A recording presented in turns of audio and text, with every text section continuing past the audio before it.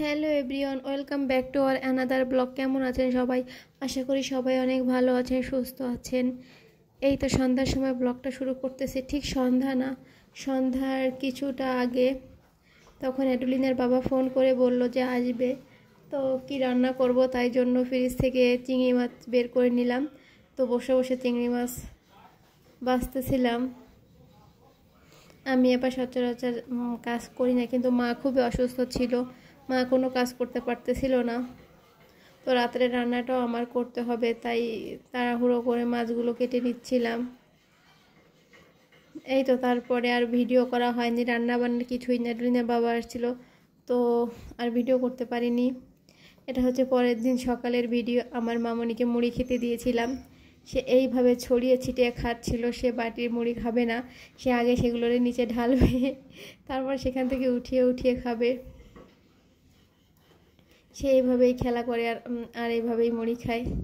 এই তো মা মেয়ে বসে বসে মজা করতেছিলাম, কি আর করব। ও খুব খুশি হয় দুষ্টামি করলে, দুষ্টু একটা। এই তো তারপরে এটা হচ্ছে দুপুরবেলায় ভিডিও। অ্যাডোলিনার বাবা পুকুরে জাল ফেলেছিল, জাল ফেলে বড় একটা কাতলা মাছ ধরেছিল, প্রায় 4 কেজি ওয়েট হবে কাতলা মাছটার।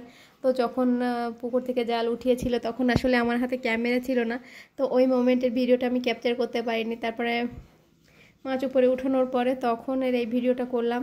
তো এত বড় মাছ মা কাটতে পারবে না, যেহেতু মা অসুস্থ।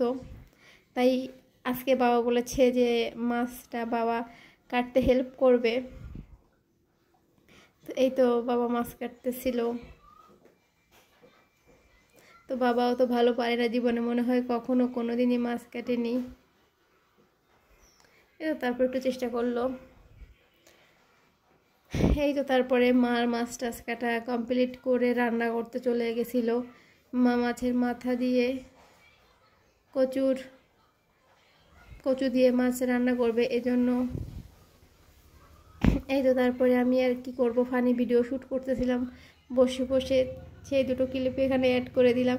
যদিও ফানি ভিডিওগুলো অনেক হাস্যকর হয়, অনেক আমার নিজে দেখলে হাসি লাগে যে এগুলো আসলে আমি কিভাবে করি, খুবই হাস্যকর বিষয়। এটা তারপরে আমি ভাত খেতে চলে আসছি। এখন ভাত বেড়ে ভাত খাবো। আসলে এত বড় মাছ আমার খেতে খুব বেশি ভালো লাগে না।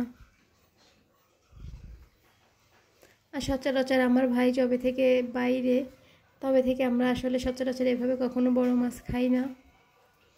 এই তো তারপর ভাত বেড়ে নিচ্ছিলাম, ভাত খাবো। খাওয়া দাওয়া করে একটু রেস্ট নিব। সারাদিন এই তো এগুলোই করলাম।